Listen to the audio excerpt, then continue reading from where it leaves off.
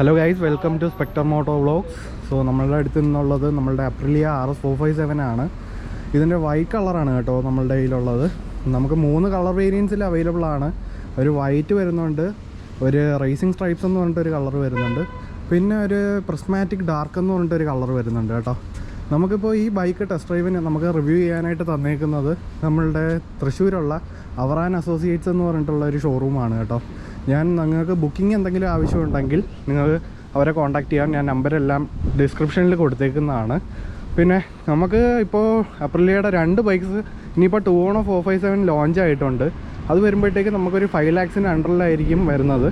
ഇതിപ്പോൾ ഒരു 5.56 lakhനാണ് ഈ ഒരു ബൈക്കിൻ്റെ ഓൺ റോഡ് പ്രൈസ് തൃശ്ശൂർ വരുന്നത് കേട്ടോ. എനിക്ക് ബാക്കിയുള്ള ഡിസ്ട്രിക്ട്സിൻ്റെ കാര്യം അറിയത്തില്ല.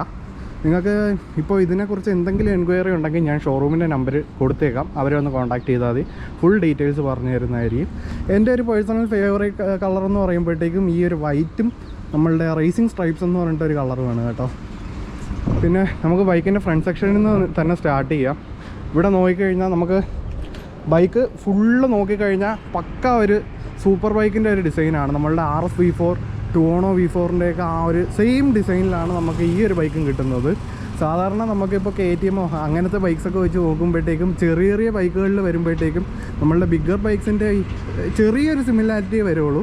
പക്ഷേ ഈ ഒരു ബൈക്കിൽ നമുക്ക് ആ ഒരു ബിഗ് ബൈക്കിൻ്റെ കറക്റ്റ് ആ ഒരു RS V4 RS 650 എങ്ങനെയാണ് ഇരിക്കുന്നത് അതേപോലെയാണ് ഈ ഒരു ബൈക്കും ഇരിക്കുന്നത്. നമുക്ക് ഫ്രണ്ട് സെക്ഷനിൽ നോക്കിക്കഴിഞ്ഞാൽ ഇപ്പോൾ LED DRLസും LED ഹെഡ്ലൈറ്റ്സും കാണാൻ പറ്റും. പിന്നെ ഇവിടെ താഴെ നോക്കിക്കഴിഞ്ഞാൽ ചെറിയൊരു വിംഗ്ലെറ്റ് പോലത്തെ ഒരു ഏരിയയും പിന്നെ ഒരു റാമയർ ഇൻടേക്കും വരുന്നുണ്ട് കേട്ടോ. ഇവിടെയാണ് നമ്പർ പ്ലേറ്റ് വരുന്നത്. പിന്നെ ഇപ്പോൾ സൈഡിൽ നോക്കിക്കഴിഞ്ഞാൽ നമ്മളുടെ V4 പോലെ തന്നെ അപ്രിലിയയുടെ സ്റ്റിക്കേഴ്സൊക്കെ വരുന്നുണ്ട്. ഇവിടെ ഒരു വലിയൊരു A കൊടുത്തിട്ടുണ്ട്. പിന്നെ ഇവിടെ ഇതുവഴിയൊക്കെ എയർ പോകാനായിട്ടുള്ള പാത്താണ് കേട്ടോ. നമുക്കിപ്പോൾ ഇവിടെ ഫ്രണ്ട് സെക്ഷൻ നോക്കിക്കഴിഞ്ഞാൽ പിന്നീട് ടയേഴ്സ് വരുന്നത് TVSൻ്റെ യൂറോ ഗ്രിപ്പാണ്. TVSൻ്റെ യൂറോ ഗ്രിപ്പ് ഞാൻ എൻ്റെ ഡ്യൂക്ക് 250 യൂസ് ചെയ്യുന്നുണ്ട്. അത്യാവശ്യം നല്ല പെർഫോമൻസ് കിട്ടുന്ന ടയറാണ് കേട്ടോ. ഇവിടെ 390 യൂസ് ചെയ്യുന്ന കുറേ പേരെ എനിക്കറിയാം. അത് അത്യാവശ്യം നല്ല പെർഫോമൻസ് ഉള്ള ഒരു ടയർ തന്നെയാണ്. പിന്നെ മിറേഴ്സ് അത്യാവശ്യം വിസിബിലിറ്റി കിട്ടുന്ന ഒരു മിററാണ് കേട്ടോ. നമുക്കിപ്പോൾ സസ്പെൻഷൻ നോക്കുകയാണെങ്കിൽ 41 mm ആണ് ഫ്രണ്ട് വരുന്ന USD ആണ്. അഡ്ജസ്റ്റബിൾ അല്ല, പ്രീലോഡ് അഡ്ജസ്റ്റബിൾ സസ്പെൻഷനാണ്. നമുക്ക് കംപ്രഷൻ ആൻഡ് റീബൗണ്ട് അഡ്ജസ്റ്റബിൾ അല്ല. ആ ഒരു സസ്പെൻഷൻ കൊടുത്തിരുന്നെങ്കിൽ ബെറ്റർ ആയിരുന്നു എന്ന് എനിക്ക് തോന്നിയിട്ടുണ്ട്. പിന്നെ ബാക്കിലും നമുക്ക് പ്രീലോഡ് അഡ്ജസ്റ്റബിൾ സസ്പെൻഷനാണ് വന്നിരിക്കുന്നത്. മോണോഷോക്കാണ്. പിന്നെ ഫ്രണ്ടിലെ ബ്രേക്സ് നോക്കിക്കഴിഞ്ഞാൽ നമുക്കിപ്പോൾ വൈബ്രയുടെ കാലിപ്പേഴ്സാണ് വരുന്നത്. 4 piston കാലിപ്പേഴ്സാണ്. ഫ്രണ്ട് റോട്ടർ വരുമ്പോഴത്തേക്കും 320 mm ആണ്. നമുക്ക് ബാക്ക് സൈഡ് നോക്കിക്കഴിഞ്ഞാൽ റോട്ടർ വരുന്നത് വൈബ്രയാണ്. നമുക്ക് ബാക്ക് റോട്ടർ വരുന്നത് 220 mm ആണ് നമുക്കിപ്പോൾ റോട്ടർ വരുന്നത്. പിന്നെ ഇവിടെ ഹാൻഡിൽ ബാർ നോക്കിക്കഴിഞ്ഞാൽ ക്ലിപ്പ് ഓൺ ഹാൻഡിൽ ബാർസാണ് വരുന്നത്. നമുക്ക് പിന്നെ 5-inch TFT ഡിസ്പ്ലേ വരുന്നുണ്ട്. ഓണായി കാണിച്ചു തരാം. നമുക്ക് RS V4 കണ്ടുവരുന്ന ആ സെയിം ടൈപ്പ് ഓഫ് TFT ആണ് ഇവിടെയും കൊടുത്തിട്ടുള്ളത്. പിന്നെ ഈ വൈസർ അത്യാവശ്യം ഫങ്ഷണൽ ആണ് കേട്ടോ. എനിക്കൊരു 170 വരെയൊക്കെ യാതൊരു ഇൻബ്ലാസ്റ്റോ കാര്യങ്ങളോ ഇല്ലാതെയൊക്കെ പെട്ടെന്ന് ആ ഒരു സ്പീഡ് റീച്ച് ചെയ്യാൻ പറ്റിയിട്ടുണ്ട്. എനിക്കങ്ങനെ വിൻബ്ലാസ്റ്റ് ഒന്നും തോന്നിയിട്ടില്ല. പിന്നെ വരുന്നത് ഫ്രണ്ട് ആൻഡ് ബാക്ക് 17 inch അലോയ്സാണ്. ഇവിടെ ഇപ്പോൾ നോക്കിക്കഴിഞ്ഞാൽ 13 ലിറ്റർ ടാങ്കാണ് വരുന്നത്. ഇതിന് മൈലേജ് വരുന്നത് എനിക്ക് തോന്നുന്നു ഒരു 25 ഒക്കെ ഹൈവേയിൽ എക്സ്പെക്റ്റ് ചെയ്യാം. പയ്യെ ഓടിച്ചു കഴിഞ്ഞാൽ ഒരു 25 to 30 ഇടയ്ക്കൊക്കെ കിട്ടാൻ ചാൻസ് ഉണ്ട് കേട്ടോ. പിന്നെ ചെറിയ സിറ്റി യൂസിനൊക്കെ നോക്കുകയാണെങ്കിൽ ഒരു 17-20 ആ ഒരു റേഞ്ചിലൊക്കെ നോക്കിയാൽ അത്യാവശ്യം നല്ല ട്രാഫിക്കുള്ള ഒരു റോഡിൽ ഓടുകയാണെങ്കിൽ. പിന്നെ ഇവിടെ നോക്കിക്കഴിഞ്ഞാൽ അലൂമിനിയം ഫ്രെയിമാണ് നമുക്ക് ഇവിടെ കൊടുത്തിട്ടുള്ളത്. കാസ്റ്റ് അലൂമിനിയം ആണ് കേട്ടോ. പിന്നെ നമുക്ക് ഇവിടെ നോക്കിക്കഴിഞ്ഞാൽ എൻജിൻ കാണാം. 457cc liquid cool parallel twin എൻജിനാണ്. Which produces 47.5 bhp and 43.5 Nm of torque. കിടിലൻ എൻജിനാണ് കേട്ടോ. നമുക്ക് ഈ ഒരു എൻജിൻ്റെ സൗണ്ട് കേട്ട് കഴിഞ്ഞാൽ കറക്റ്റ് നമുക്കൊരു സൂപ്പർ ബൈക്ക് ഒരു V4ൻ്റെ കോൺഫിഗറേഷൻ്റെ സൗണ്ട് എങ്ങനെയാണോ അതേപോലെ അത് ചെയ്തു വെച്ചിട്ടുണ്ട്. നമുക്ക് എക്സോസ്റ്റ് നോട്ട് ഒന്ന് കേട്ട് നോക്കാം.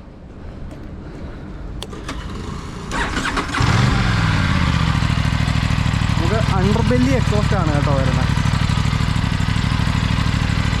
ഒന്ന് റിവ്യൂ ചെയ്തത് ഓക്കെ. അപ്പോൾ അപ്പോൾ ഇതാണ് നമ്മളുടെ എക്സോസ്റ്റ് നോട്ടിൻ്റെ കാര്യം.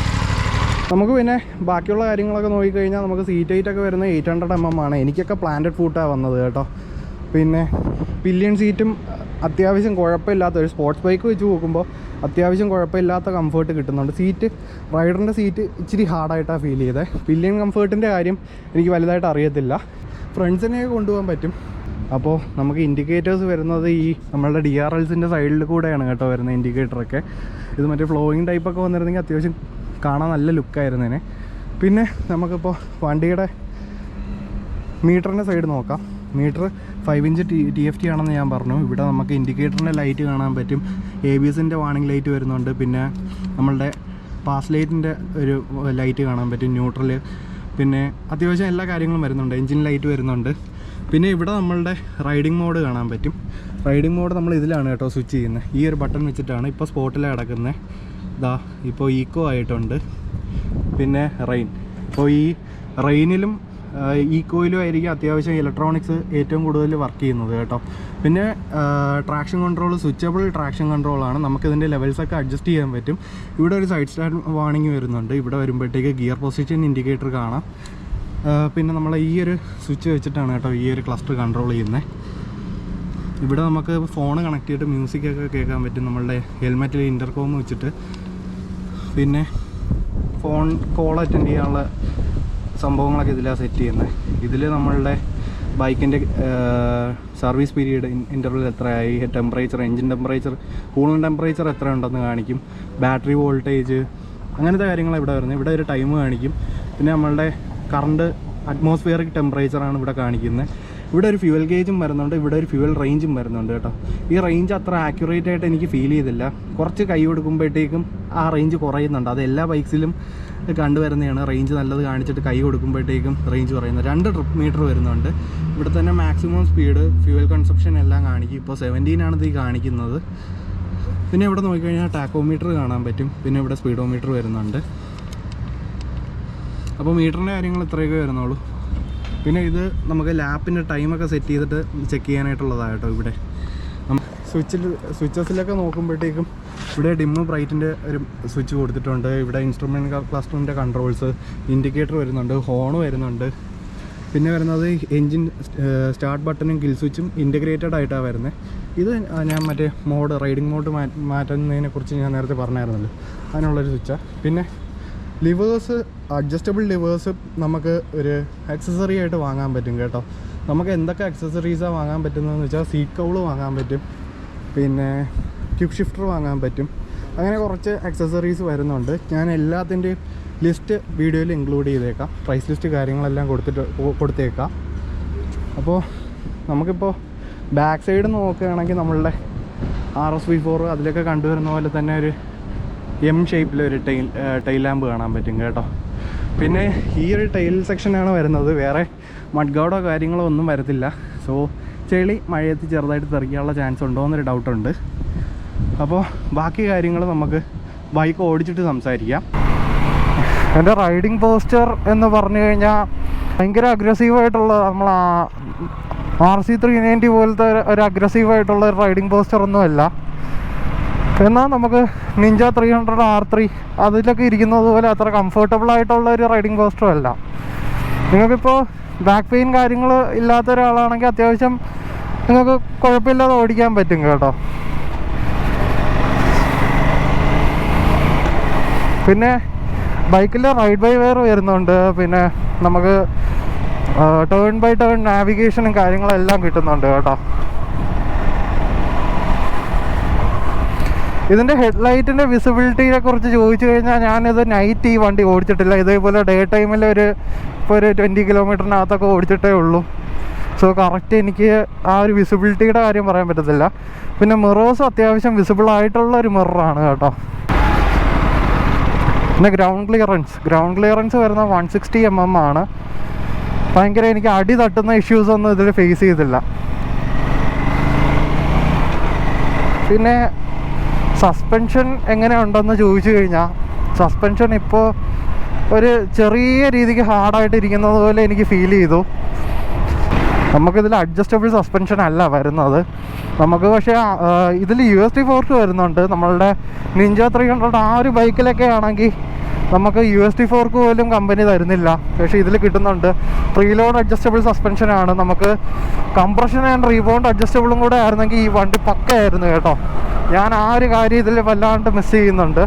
നിങ്ങൾ അങ്ങനെ ഒരു അഡ്ജസ്റ്റബിൾ സസ്പെൻഷൻ യൂസ്ഡ് ആയ ഒരാളാണെങ്കിൽ നിങ്ങൾക്ക് അത് ചെറിയൊരു ബുദ്ധിമുട്ട് ഫീൽ ചെയ്യും. വേറെ ബൈക്ക് ത്രോട്ടിൽ റെസ്പോൺസൊക്കെ ഇപ്പോൾ റൈഡ് ബൈ വയർ ആണ്. അത്യാവശ്യം നല്ല ത്രോട്ടിൽ റെസ്പോൺസ് ഉണ്ട്.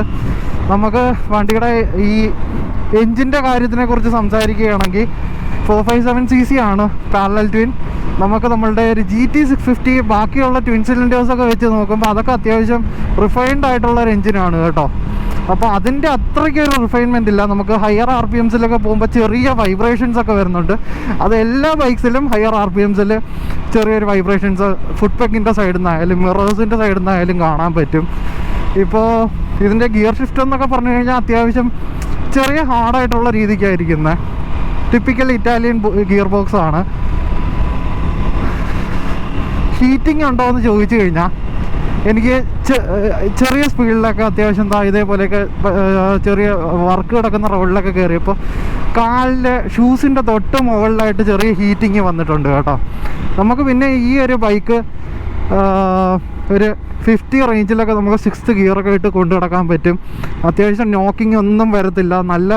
അത് നല്ലൊരു കാര്യമാണ് കേട്ടോ. നമുക്ക് ഈ ഒരു ബൈക്കിൻ്റെ എല്ലാ ഒരു RPM റേഞ്ചിലും നമുക്ക് ആ ഒരു ടോർക്ക് കിട്ടുന്നുണ്ട്. ഇപ്പോൾ ഈ ബൈക്കിൻ്റെ ഒരു ഹൈവേ ക്രൂസിങ്ങൊക്കെ ഞാൻ ചെക്ക് ചെയ്തപ്പോഴത്തേക്ക് ഒരു 140 നിങ്ങൾക്ക് പുട്ടുപോലെ കൊണ്ടു കിടക്കാൻ പറ്റും കേട്ടോ. ഒരു 140 റേഞ്ചിലൊക്കെ നിങ്ങൾക്ക് അത്യാവശ്യം നല്ല രീതിക്ക് ക്രോസ് ചെയ്ത് നടക്കാൻ പറ്റും. വണ്ടിയുടെ ക്ലച്ച് ഫീൽ എന്ന് പറഞ്ഞു കഴിഞ്ഞാൽ അത്യാവശ്യം നല്ല ലൈറ്റർ ആയിട്ടുള്ള ഒരു ക്ലച്ചാണ് കൊടുത്തിട്ടുള്ളത്. ബ്രേക്സിൻ്റെ കാര്യം വരുമ്പോഴത്തേക്ക് പലരും അപ്രിലിയയിൽ ബ്രേക്കിങ്ങിൻ്റെ ഒരു ഇഷ്യൂ ഫേസ് ചെയ്തായിരുന്നു. ബട്ട് എനിക്കും സ്റ്റോപ്പിംഗ് ഡിസ്റ്റൻസ് ഇച്ചിരി കൂടുതലായിട്ട് തോന്നിയിട്ടുണ്ട് കേട്ടോ. ആ ഒരു സംഭവം കുറയ്ക്കാനായിട്ട് എനിക്ക് തോന്നുന്നു ഒരു സിൻഡേർഡ് ബ്രേക്ക് പാഡൊക്കെ എടുത്തിട്ടിട്ട് .5 ബ്രേക്ക് ഫ്ലൂയിഡും കൂടെ യൂസ് ചെയ്താൽ കുറേയൊക്കെ ഓക്കെ ആകുമെന്ന് ഞാൻ ഇങ്ങനെ അപ്രിലിയ ഓണേഴ്സ് പറഞ്ഞ് കേട്ടിട്ടുണ്ട്. ക്യാമറ ഓണായെന്ന് നോക്കിയതാ. പിന്നെ ടയേഴ്സ് വരുന്നത് TVSൻ്റെ യൂറോ ഗ്രിപ്പാണ്. അത്യാവശ്യം കിടിലം പെർഫോമൻസ്, ഹൈവേ ടൂറിങ് ആയാലും കോർണറിങ്ങിലായാലും അത്യാവശ്യം നല്ല പെർഫോമൻസ് കിട്ടുന്ന ടയറാണ്. നിങ്ങളിപ്പോൾ ഈ ഒരു ബൈക്ക് എടുത്തു കഴിഞ്ഞാൽ മിസ് ചെയ്യാൻ പോകുന്നത് ക്വിക്ക് ഷിഫ്റ്റേഴ്സ് മിസ് ചെയ്യും, അഡ്ജസ്റ്റബിൾ സസ്പെൻഷൻ മിസ് ചെയ്യും, അഡ്ജസ്റ്റബിൾ ലിവേഴ്സ് വരുന്നില്ല കേട്ടോ. അഡ്ജസ്റ്റബിൾ ലിവേഴ്സ് ഇതെല്ലാം ആഡ് ഓൺ ആയിട്ട് നമുക്ക് ഇൻക്ലൂഡ് ചെയ്യാൻ പറ്റും. നമുക്കിപ്പോൾ ഈ ക്വിക്ക് ഷിഫ്റ്ററിൻ്റെ പ്രൈസ് റേഞ്ച് എനിക്ക് തോന്നുന്ന ഒരു 30,000 റേഞ്ചിലൊക്കെയാണ് വരുന്നത്. ബൈ ഡയറക്ഷണൽ ക്വിക്ക് ഷിഫ്റ്റേഴ്സ് ആയിരിക്കും വരുന്നത്. അപ്പോൾ അതൊക്കെ ഉണ്ടായിരുന്നെങ്കിൽ ഈ ബൈക്ക് ഒരു പക്ക വാല്യൂ ഫോർ മണി മെഷീനായിട്ട് മാറിയേനെ. ഇപ്പോഴും സംശയമൊന്നുമില്ല, ഈ 5.5 ലാക്കിലും അത്യാവശ്യം നമുക്ക് കിട്ടുന്ന ഒരു ബെസ്റ്റ് മെഷീനാണെന്നേ ഞാൻ പറയത്തുള്ളൂ. പിന്നെ ബൈക്കിൻ്റെ റൈഡിങ് പോസ്ചർ കുറേ പേർക്കൊക്കെ ഇഷ്യൂ ആവാൻ ചാൻസ് ഉണ്ട്. എനിക്കിപ്പോൾ സീറ്റ് ഹൈറ്റ് വലിയ ഇഷ്യൂ ആയിട്ട് തോന്നിയിട്ടില്ല. ഷോർട്ട് റൈഡേഴ്സിനും അത്യാവശ്യം ഓടിക്കാൻ പറ്റുന്ന ഒരു ബൈക്കായിരിക്കും. കാരണം 800 mm ആണ് സീറ്റ് ഹൈറ്റ് വരുന്നത്. നമുക്ക് ഈ ബൈക്കിൻ്റെ ഒരു മൈലേജ് എന്നൊക്കെ പറയുമ്പോൾ എനിക്ക് തോന്നുന്നു, മൈലേജിൻ്റെ കാര്യങ്ങൾ ഞാൻ നേരത്തെ സംസാരിച്ചായിരുന്നു. ഹൈവേയിൽ ഈ ഒരു റേഞ്ചിലൊക്കെ നിങ്ങൾ ക്രോസ് ചെയ്യുകയാണെങ്കിൽ ഒരു 25 ആ ഒരു റേഞ്ചിലൊക്കെ കിട്ടാൻ ചാൻസ് ഉണ്ട്. പിന്നെ അതിന് മുകളിലൊക്കെ ഒരു 150 റേഞ്ചിലൊക്കെ പോയി കഴിഞ്ഞാൽ ഒരു 18-20 ആ ഒരു റേഞ്ചൊക്കെ പ്രതീക്ഷിച്ചാൽ മതി. പിന്നെ വണ്ടിയുടെ വെയിറ്റ് വരുന്നത് 175 kg ആണ് കേട്ടോ. വണ്ടി അത്യാവശ്യം നല്ല ലൈറ്റ് വെയിറ്റും ആണ്, നല്ല ഫ്ലെക്സിബിൾ ആയിട്ടുള്ളൊരു ബൈക്കാണ്.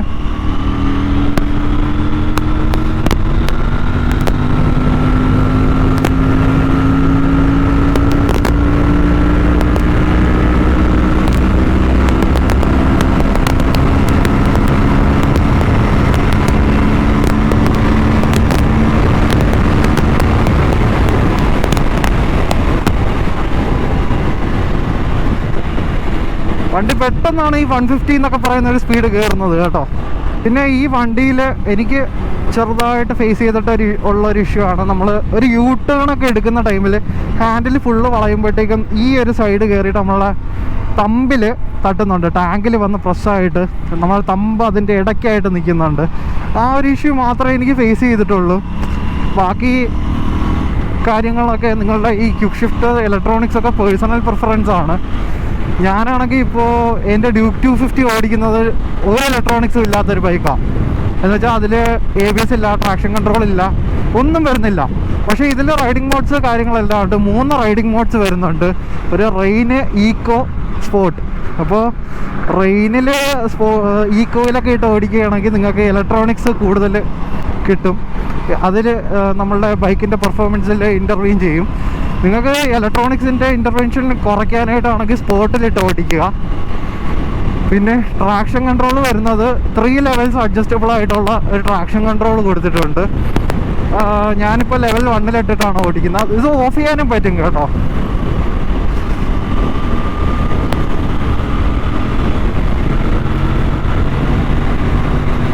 പിന്നെ കുറേ പേര് പറഞ്ഞൊരു ഇഷ്യൂ ആണ് ഇതിൻ്റെ കോൺസെപ്റ്റിൻ്റെ ഒരു ഇഷ്യൂ വരുന്നത്. എന്ന് വെച്ച് കഴിഞ്ഞാൽ വണ്ടി ഹാൻഡിൽ ബാറിന്ന് കൈ എടുക്കുമ്പോൾ ലെഫ്റ്റ് സൈഡിലോട്ടോ റൈറ്റ് സൈഡിലോട്ടോ പോകുന്ന ഒരു ഇഷ്യൂ നമുക്ക് ഇതിലുണ്ടോ എന്ന് ചെക്ക് ചെയ്യാം.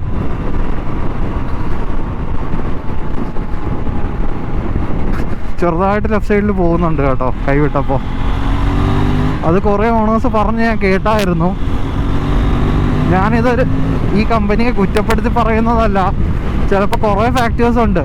നമുക്ക് ചിലപ്പോൾ ബൈക്കിൻ്റെ സസ്പെൻഷൻ ഒന്ന് നമ്മൾ ഫോർക്ക് ഓയിൽസൊക്കെ ചേഞ്ച് ചെയ്തിട്ട് ഒന്ന് ചെക്ക് ചെയ്ത് നോക്കിക്കഴിഞ്ഞാൽ ഇത് മാറ്റിയെടുക്കാവുന്നതേ ഉള്ളൂ എന്നാണ് എനിക്ക് തോന്നുന്നത്. പിന്നെ ഈ ബൈക്ക് ഇപ്പോൾ ആർക്ക് സൂട്ടാവുമെന്ന് ചോദിച്ചു കഴിഞ്ഞാൽ നിങ്ങളിപ്പോൾ ഒരു 200cc അല്ലെങ്കിൽ ഒരു 300cc എന്നൊക്കെ അപ്ഗ്രേഡ് ചെയ്യുന്ന ഒരാൾക്ക് പറ്റിയൊരു മോട്ടോർ സൈക്കിളാണ് കേട്ടോ. നിങ്ങൾക്കിത് ഒരുപാട് ഈ ഒരു ബൈക്ക് ഇഷ്ടപ്പെടും.